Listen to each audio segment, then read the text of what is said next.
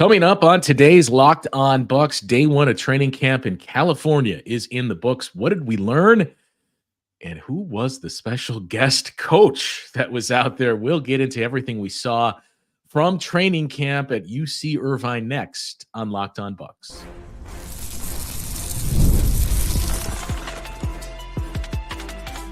You are Locked On Bucks, your daily Milwaukee Bucks podcast, part of the Locked On Podcast Network, your team every day. Welcome into Locked On Bucks. I'm Justin Garcia, joined as always by Camille Davis. We thank you for making Locked On Bucks your first listen of the day. Free and available wherever you get your podcasts. And of course, you can find us on YouTube. As some of you are joining us now on the live stream, all of that part of the Locked On Podcast Network, your team every day. Today's episode of Locked On Bucks is brought to you by Game Time. Download the Game Time app, create an account, and use the code LOCKEDONNBA to score $20 off your first purchase. Day one of training camp in the books, Camille, as the Bucks headed out west to UC Irvine. Network got a full clarification on why that location specifically. We heard from Doc Rivers that it took all of a week for him to determine we're going on the road for training camp next year. I think he had said, I don't know if it was Austin or someone else, that someone in his family would play pickup games and played there, so he was familiar with the area, and that's how they landed on this. But there's a handful of reporters that are out there. The Bucks have been uploading to social media and their YouTube page as well. So we got a chance to take in as much as we could from day one of training camp. And I suppose let's just start with, I think, the biggest development from yesterday. I forget how they termed it, if it was guest coach or what the verbiage was specifically. Rajon Rondo out there working with the guys and catching up with his old coach, Doc Rivers. Yeah, it caught me off guard a little bit. It was really cool to see, though. Like, I got a call from a friend and was like, when did the Bucks hire Rajon Rondo? And I was like, they didn't. What? Like, no, he's a guest coach at training camp. That makes a lot more sense. So it was really cool to see Rondo. Like, before we went live, I was like, it's the last time. Like, I remember when Kevin Garnett came to Bucks practices under Jason Kidd. And who could forget? I mean, he had high hopes for Thon Maker, so it is very hard to forget the time when KG was here in Milwaukee. But it's always cool just to be able to see other, vets of the game, guys who carved out a lane and were really successful in doing what they do, come back and talk to the Bucks players and help. And I love the fact that it was Rondo, like the edge that Rondo brings, the way that he can see the floor, the defensive edge that he has. He is somebody who has that a lot of guys probably don't like him when he's out on their team aspect to him. So seeing him being able to be around some of the guys, I mean, the picture the Bucks posted with him and Dame was pretty cool, but it's the idea of Rondo being able to get in the ears of some of those young guys in particular that really excited me. And you know who you are, but there's the same handful of our everydayers that are quick to point out, Giannis doesn't understand X, Y, and Z, and he was quick to like gas up Thon Maker. Let's not lose sight of the fact that it was Kevin Durant that spoke to Thon Maker being an MVP in this league. But yeah, when you saw that, I think your immediate inclination was, is Rajon Rondo going to eventually join this staff? Now, it's a huge staff, as Doc Rivers joked last year. They did lose some pieces. They added some big names. So there's not really a place for Rajon Rondo on this staff as it currently sits. When you think about Joe Prunty and Darvin Ham, Rex Kalamian and Dave Yeager and Pete that stayed with Doc from last year. You add Greg Buckner as well. So it's pretty loaded, and there's a lot of experience. Vin Baker, too, one of the holdovers. But I did start to wonder, man, is this kind of like greasing the wheels for Rajon Rondo to make more of these guest appearances and potentially even, hey, if somebody leaves in the offseason, Rajon Rondo joins the staff? Because as you and I were talking before we started recording, I mean, that's exactly what you're looking for. I think Darvin Ham is going to bring a lot of that, especially when we heard from guys like Brooke and Bobby about what Darvin Ham, not only media day and afterwards, but through the last 2 years, what Darvin Ham was responsible for and what he brought to that team. And in turn, what they missed in his absence. He brings back a lot of that. But I think Rajon Rondo brings some pieces that you would also love to see, especially with a couple of players specifically. And we already see the comments. They don't need more coaches. They have enough. Yes, that's what we're saying. We're saying I wouldn't rule it out if one of these guys leaves in the offseason, that Rajon Rondo, if he wants to coach, could potentially join the staff. And it immediately gets your mind racing to, boy, I would love, and I'm assuming it happened, I would love to lock him in a room with Andre Jackson Jr. for the days and just tell me everything you know. I'm going to look at some of your clips and show you, look, this is what you should have done. Here's how you avoid these fouls. Here's how I played. Like, that is the guy you would love to pair up with him. And that's why I was excited when Pat Bev came to the Bucks last year. I mean, for a few different reasons. After I was over, like, oh, this is all we're going to do at the the deadline here. But to be able to have somebody with an edge, to be able to be in the ears of some of those young guys, like, I love that whole concept. Like you talked about what D Ham has done for the bigs, to have a guard come into camp with the experience, with the cachet that Rondo has, like, that's big for this particular Bucks team. And to your point about, is this the intro to coaching for Rondo? I mean, we've heard for a very long time, like, Rondo could be a really good coach. It's like a coach on the floor, so on and so forth. So maybe this is just him trying to see how he feels about it. Yes, R. Smith in the comments as well. Like, I think this could be how it starts for Rondo. You have a connection with the coach. The coach like you come into camp, see how you like it, and then you continue to build from there. So again, nothing positives to have Rondo in the camp, although with the amount of coaches the Bucks have, as we laughed, like when Doc got on here and he was like, it's too many coaches here. And then this summer, the coaching staff is like the same size as the staff that was quote unquote too big when he initially joined. But again, I do wonder if part of that is because of the player development aspect that we've talked about, the new emphasis on that. I shouldn't say new emphasis, increased emphasis on player development, with the CBA kind of making teams have to rethink how they're going to be able to build their teams going forward.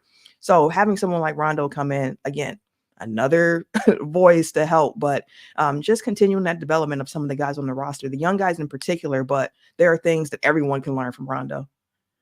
I think it's technically smaller. It's around the same size. If it's small, it's like one or two. It's not like they reduced it in half. It's still one of the largest in the league. And I mean, man, you again, this is down the road. This isn't this season, but this is just I wonder if we see more of these appearances from Rajon Rondo, and not just Rondo, from other players that Doc has that relationship with and familiarity with, and especially ones that make sense when you look at the players on this Bucks roster. But I wonder if we start to see some more of this. And man, let's say you add Rajon Rondo to the staff next season, you could really get into, like, back when we were in school and they would do the faculty versus students basketball games. Like, imagine those coaches versus players games. That's hilarious to think about. Like, the coaches would definitely lose, but it would be entertaining to see, see Vin Baker get out there, see D Ham get out there, see Rondo. You think Doc would even try to hoop? You think Doc would lace it up? Well, he would golf if we did a players versus coaches golf. Oh, for sure. I don't know about the court though. On that.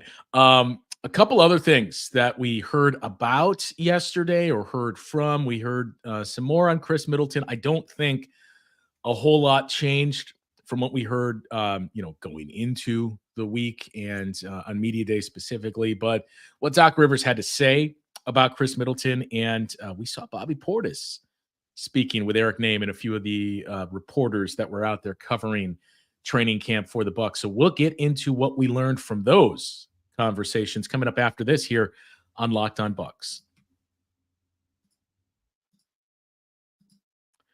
Well, NFL fans, you can now start the season with a big return on FanDuel. They are America's #1 sports book. So now when you get a hunch in the middle of the game, you can check out the latest stats, view live play-by-play, and so much more. And you're doing this all on the same page where you place your bets. You'll get started with $200 in bonus bets guaranteed when you place your first $5 bet. That's right, $200 in bonus bets with your first $5 bet. It doesn't even have to win.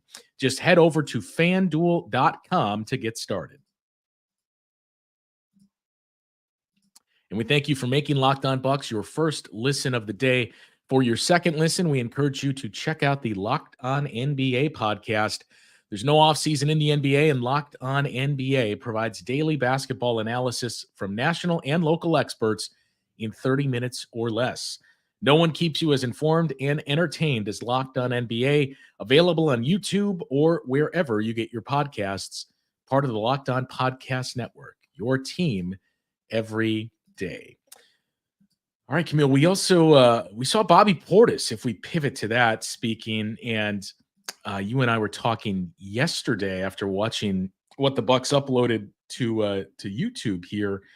And look, part of it may well be the framing of everything else. We didn't see a great shot, but we saw Bobby Portis from the chest up, and he looked pretty cut. It looks like we may be approaching the same as Dame was asked about best shape of your life. Maybe this is best shape of your life season for Bobby Portis as well. I mean, it's that season just in general in the NBA right now. That is what media day, that's what the opening of training camp always brings, a lot of best shape of your lives. But no, Bobby looked great, and he was somebody who we did not see on media day, which was a surprise to me because Bobby Portis tends to be someone who you get to see. Mr. Media, yeah. Yeah, and he's normally a really good soundbite as well. So I was a little shocked not to see him media day, but seeing him as one of the first, interviews up as a player for training camp, I was like, okay, there's BP. But yeah, he looked great. I loved hearing Bobby Portis kind of allude a little bit to what training camp has been like under Doc Rivers, where I think it was Eric Name who asked the question of, Mike Budenholzer's training camps were more about kind of resting and keeping yourself together and taking care of your body and not going super hard 5-on-5. But Griff was the complete opposite, where it was a lot of live action, a lot of competition. So he asked, like, where does Doc fall? And he's like, Doc's kind of in the middle where you get your comp, but there's also an emphasis on making sure you're taking care of your body as well. So he seemed to be really pleased with the flow of training camp, at least day one in. Yeah, it wasn't severe or dramatic, but just hearing some things like that. And there was a lot more of the, hey, it's our first full year with Doc. It's year two. We, as you and I kind of joked all throughout last season, the Bucks got the chance, or Doc got the chance to audit the class with the team and kind of get to know them. And it applies to the players as well. And Bobby kind of talked about that. That was a lot of the central theme that we heard at Media Day of just we're in a much better spot because we know our coach now. We have that experience with him. We feel like our chemistry is better, and just overall, our roster is in a better spot. So it wasn't too dramatic, but I got to tell you, the further removed we are from last year, you're starting to get a better sense of what it was like for the players. That, Brooke, as we talked about on our show earlier in the week, Brooke just looked happy and looked to be in a much better mindset and talking about the defense and things he's already working on with Darvin Ham. We heard Dame talk about it at length too, that it just like never got settled last year. And even talking about the time that the coaching change was made, we were in a bad spot, that there wasn't really organization and structure. And I think those two words came up the most around the time of the change. But I do think you're not going to hear these players come out and just unload. But you can kind of read between the lines, and the further we get removed from last year, it does seem like, I don't want to get too hyperbolic here, but it does seem like, man, they were miserable for large stretches of last year. Yeah, something was off last year for sure. And I think even when Doc Rivers came in and he was mentioning, like, at the end of the season, I believe it was, where he was saying he had notes about a lot of things he wanted to change, not just like his coaching staff. And as we learned in Media Day, not even just the idea of him immediately being like, oh, this team needs to get away for training camp next year. But he was saying, like, I have notes about how a lot of different things should be run once I'm really in place, have my off season, and can really put my input on this team. So it seems like the changes that he has made so far, the players seem to be on board with it. Doc Rivers, during his media availability yesterday, also mentioned just like how they're installing new things right now, offensively and defensively, and how there seems to be a lot of excitement from the players around what these changes look like for them. And he was like, they're still grasping it. Like, it's not like they have it all right now immediately, but they can see how it's shaping out, and they seem to be really excited about it, which also made me just go like, well, that's a good start, because as we heard last year, at the beginning of the season under Griffin, which again, not to pile on or anything like that, but there was a lack of direction on the court for a lot of players where they just didn't understand what their roles were, what they should be doing. So it's really good to hear, again, that theme of stability, of just like they understand what's going on, they have a clear understanding, and they're excited about what they're going to be running this season, at least excited now in the beginning of October. And you mentioned some of the things that Doc had to say. I think the other thing was he talked about, one of the names that we mentioned in Andre Jackson Jr. You have AJ Green, who he really spoke highly of at Media Day, and AJ Johnson, who there's still the contingency of Bucks fans that said, look, this guy is going to do something this year. We're excited to see him. And you certainly saw those flashes in Summer League. But, Doc had said, look, here's the number one thing that we have to tackle. I gave this to Giannis, to Dame, and Khris. You have to come up with names for these three. We got 3 AJs. That's too much. And I think he said it was AJ Johnson that was telling some of the guys, just call me AJ. And Doc said, no, AJ's taken. We've already got 2 of them on this team. Well, luckily, so with all the A's, you got Andre Jackson Jr., you got AJ Green, you got AJ Johnson. So they said at least for Andre, they call him Dre. So they got that done. They don't go with the Ajax like most Bucks fans do, but that's fine. We don't have to have the exact same nicknames. We know who you're talking about when you say Dre. The AJ Green, AJ Johnson one, that's the one where it's like, because you don't want to just add the initials. Like if you're just having a conversation or you're on the court or whatever the case, AJG, AJJ, like that doesn't seem to flow. So they definitely need the nickname.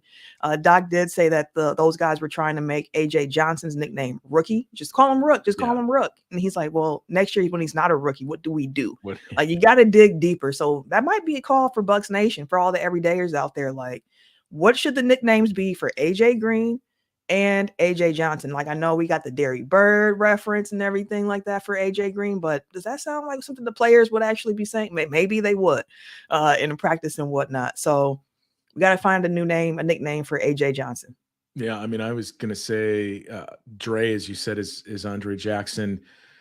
Just go with Derry for AJ Green, just and Kid for AJ Johnson, But yes, that is seemingly the most pressing item right now, especially as you're getting into practices and training camp. Is what do we got to call these guys if we have 3 different AJs on the team? And I guess our plea too would be, just don't draft another AJ. Sure. Like we've already got enough. The Bucks have to have the most AJs on one roster in the history of the modern NBA. The other player notable that we heard about, we didn't hear from him, was Khris Middleton. Doc Rivers gave a little bit of an update on what Khris was, I don't even want to say able to do, just what the experience was like for Khris Middleton yesterday. And I believe it just did go final. We can now talk about what happened over the weekend. Yes. The trade that sent Karl Anthony Towns to the New York Knicks. So we'll wrap with that conversation next here on Locked On Bucks. Time to talk to you about our friends over at Game Time. You've heard Camille and I talk about Game Time and their ease in using that app to find your tickets for any event, not just sports, concert, comedy, theater, the sweet science of wrestling, you name it. Game Time has it, and they make the experience so very easy, especially when you're checking out a place you haven't been to before. Maybe you're crossing off some college football stadiums, NFL stadiums this fall.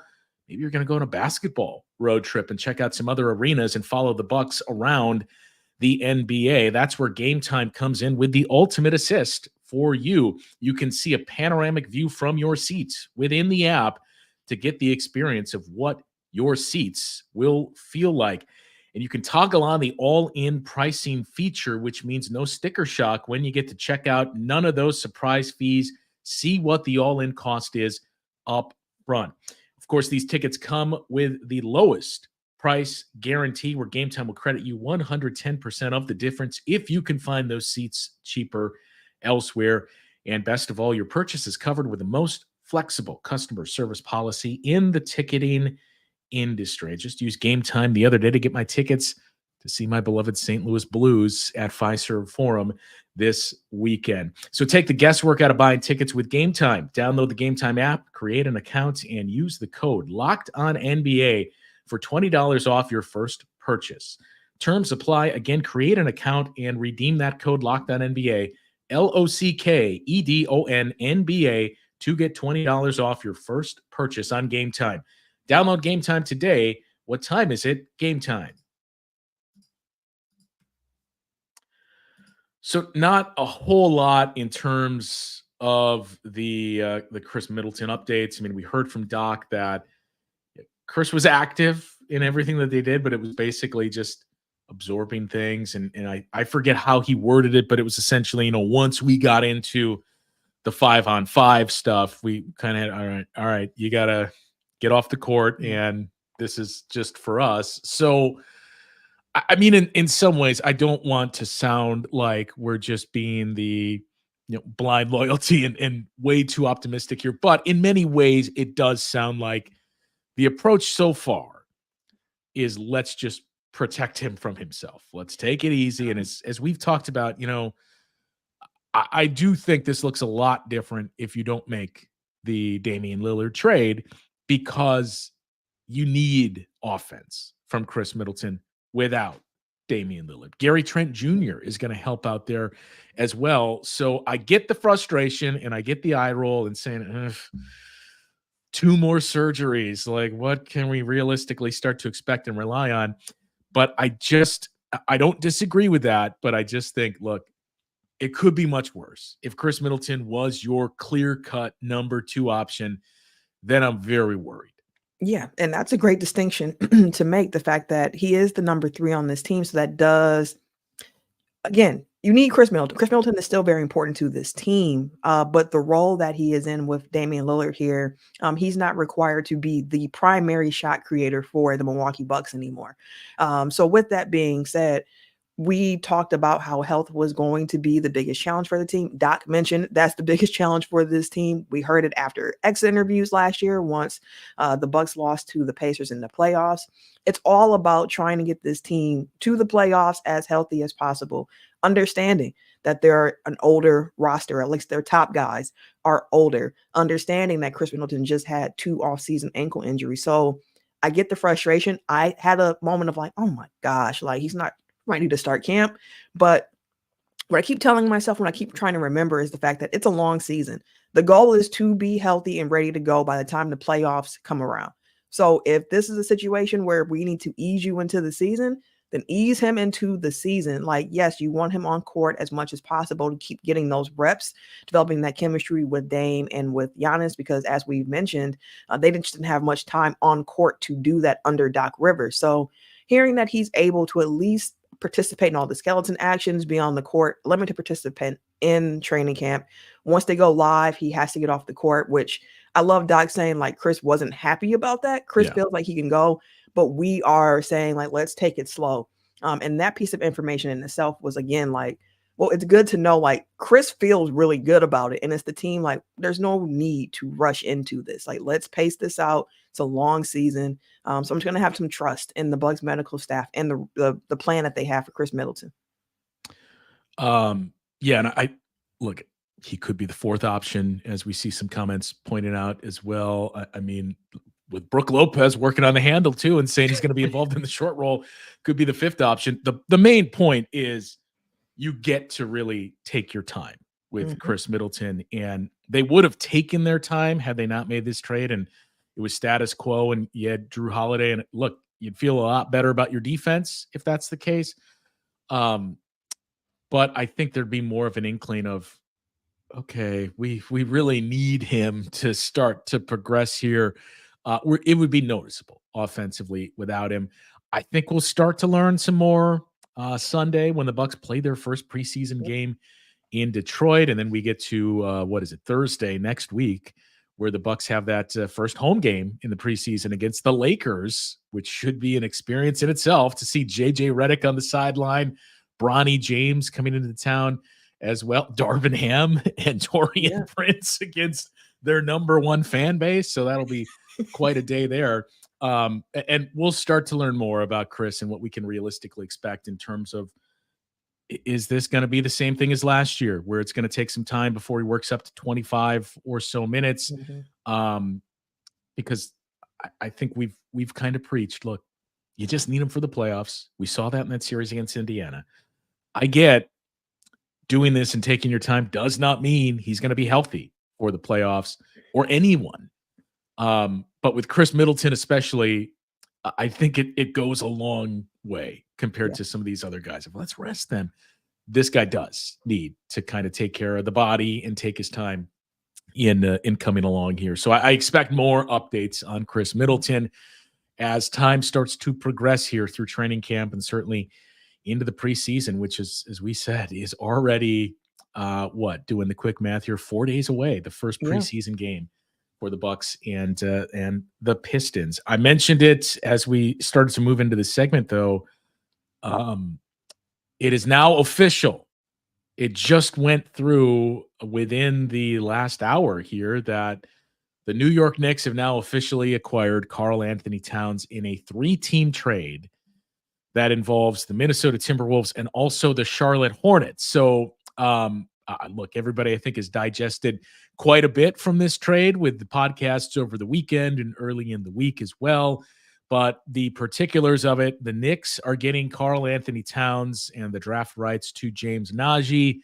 The Timberwolves are getting Julius Randle, Dante DiVincenzo, Keita Bates-Diop, and a 2025 first-round pick with an asterisk that it is what I think lottery protected by the Pistons for the next 2 years, and then it becomes second rounders. It's probably going to be a second-round pick that the T-Wolves are getting, or 2 second-round picks.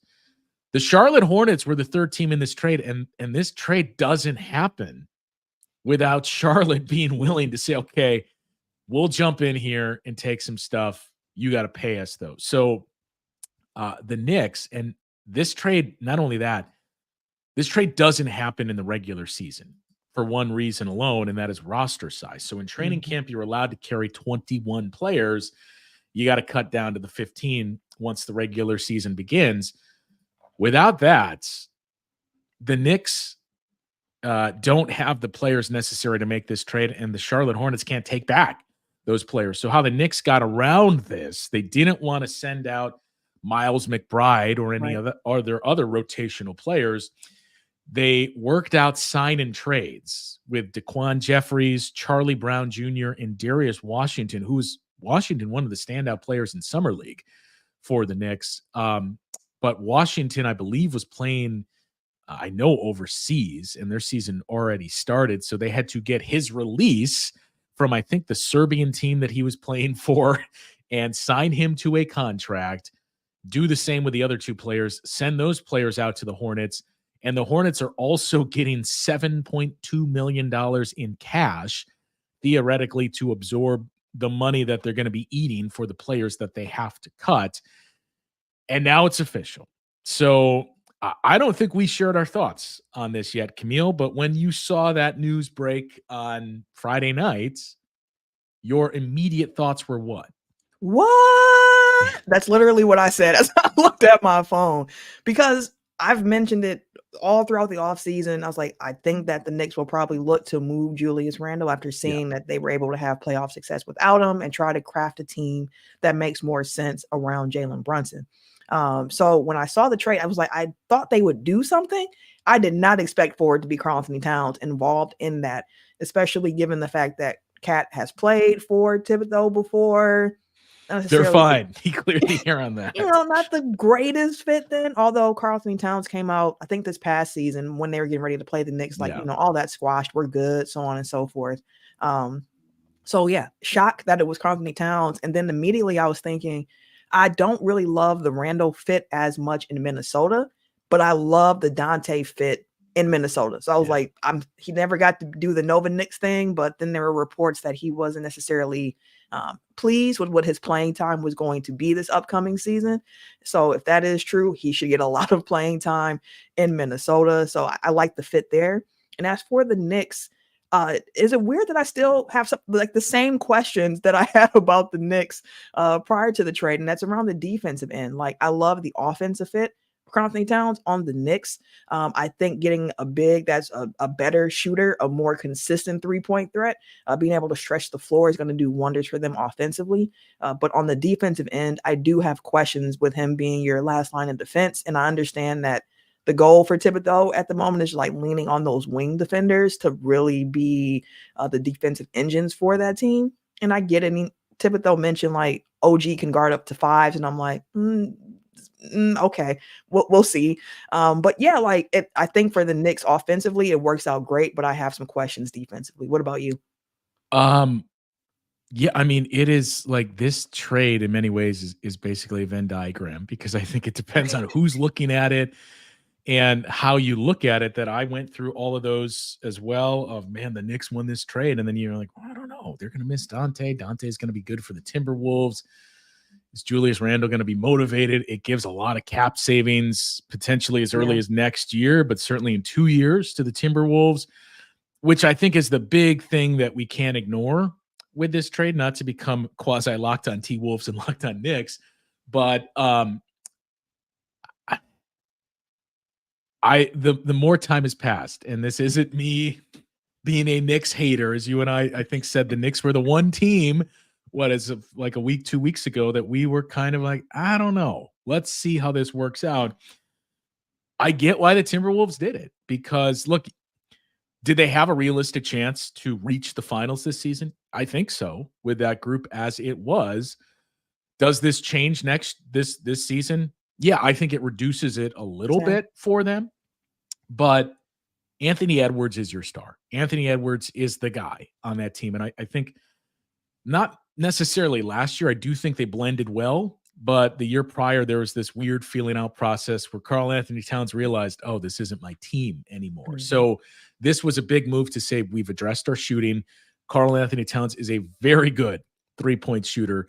I'm not quite ready to call him the best big man shooter that there is. There was this guy, Dirk Nowitzki, that existed, but he's very good. He didn't take a high volume of them. Dante DiVincenzo does, and the Timberwolves just didn't have shooting next year. He gives them a little bit of Mike Conley insurance, too. He's not a point guard, but we saw in Milwaukee, you can throw him out there as a combo guard, and at times he can run the offense for you. But the big piece of this for the Timberwolves is saying, we think this is still going to keep us good. Mm-hmm. It lowers our ceiling a little bit here, but 2 years, maybe even next summer, we got money now. We got cap savings that are coming off the book, and we can really load up to build around Anthony Edwards. And I think that's the big piece of this. And also, it gives them time with Rob Dillingham, that you don't have to say, look, we need you to be the guy right now, especially if Mike Conley goes down. So yeah, the more time has passed as we're starting to approach a week, I kind of like it for both teams, or at least understand why both teams did it. I think for the Knicks, from their perspective, it was just, you still have the questions surrounding Mitchell Robinson. So as you said, I think we all assume Julius Randle is getting traded, but you also don't want to trade him for just a center and somebody that can't play with Mitchell Robinson. And Towns gives you that. It's just so strange now to think, I know they loaded up with their wing defenders, but the Knicks are really going to have to get by as an offensive team this year under Tibbs. Yeah, they really are. And I've been hearing some scuttlebutt, I'll say, that the Knicks are possibly shopping Mitchell Robinson as well. So that was also a surprise to me of like, I wonder what they would be looking to get in return for that if they are shopping him. But I feel like although we're not locked on Knicks, we're not locked on Wolves, there are some Bucks ties there in the fact that the Knicks are another team in the East to keep an eye on. And Dante, of course, has the Milwaukee ties there. So definitely going to be cheering for Dante in Minnesota every time they're not playing against the Bucks. So I hope that he cooks up there. And it's going to be interesting to see what else the Knicks have going on for him this year. And Harry chimes in the chats. Bucks fans are still salty along with Warriors fans as Dante's underappreciated. I don't really think so. I think that was kind of the case when the trade was made, where you tried to rationalize of, you needed some insurance for Brook Lopez coming off the back surgery. And as you and I have talked through too, like I was not fully on that side, but I was like, okay, you can explain it to me. But the more time is removed from that, you just realize, no, I mean, you bungle an asset there that, I mean, look, if Brooke can't play, you got Yeah. much bigger problems, and you'd rather retain that asset. And even if you can't keep Dante, work out a different trade in the offseason that helps you for the long term, not some short-term Band-Aid. It did get them some second-round picks, which, as we said at the time, you wouldn't have gotten Jay Crowder without that. But again, that's a take that you've started to distance yourself from after seeing what you got there. But yeah, I mean, look, we talked about the trade itself.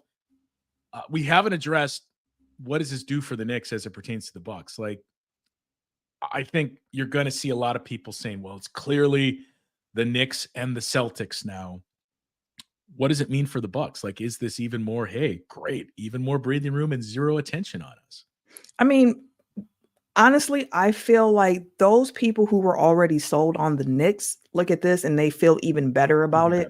Yeah. Those people who had questions about the Knicks probably still have a few questions about the Knicks. Like, you, again, acknowledge the fact the offense has gotten better, but defensively, again, those are where the questions lie for these New York Knicks. So we'll have to see how it plays out if they make any other moves. That's the piece of it that I'm most interested in right now. Like, is this the only move, or is there something else that's coming down the pipeline for the New York Knicks? So we'll have to see how it goes. But as a Bucks fan, someone with the rooting interest in the Milwaukee Bucks, I'm still feeling good about what the Bucks have and how they could possibly match up with the Knicks right now.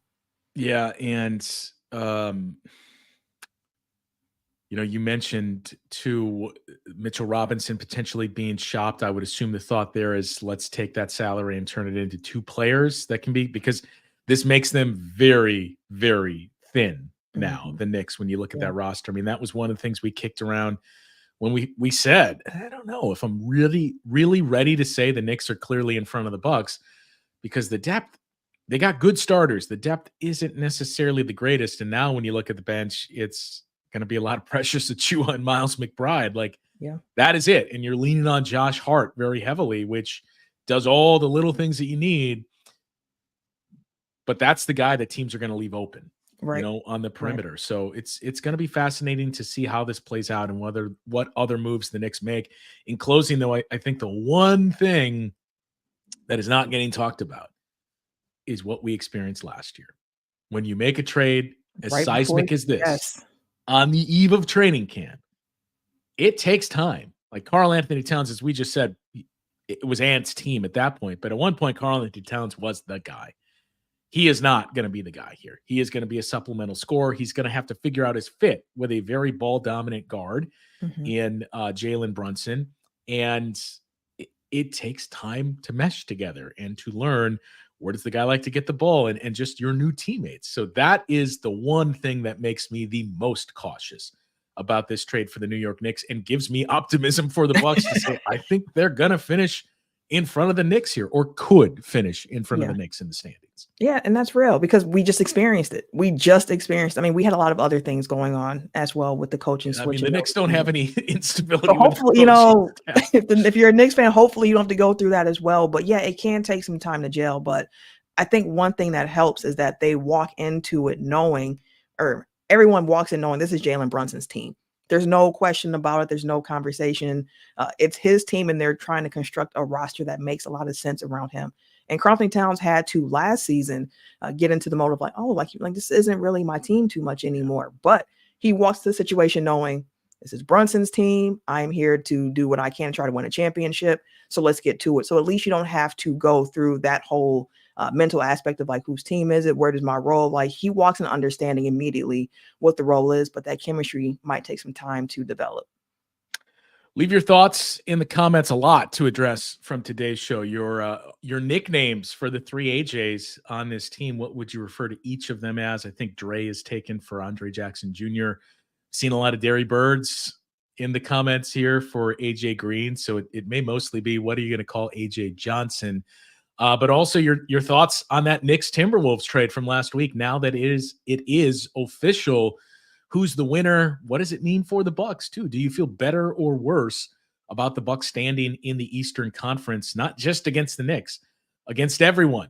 Because the other thing we don't really have time to get into in detail, Camille, was we obviously saw 76ers media day, and Joel Embiid said he lost 20, 25 pounds, which was one of the other big questions coming in.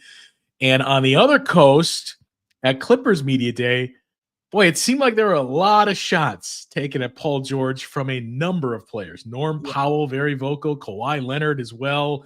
So it's been an interesting week so far. So leave your thoughts on this Karl Anthony Towns trade, what it means for the Eastern Conference, and what it means for the Bucks. That'll do it for today's show, though. For Camille, I'm Justin. We will talk to you once again tomorrow on Locked On Bucks.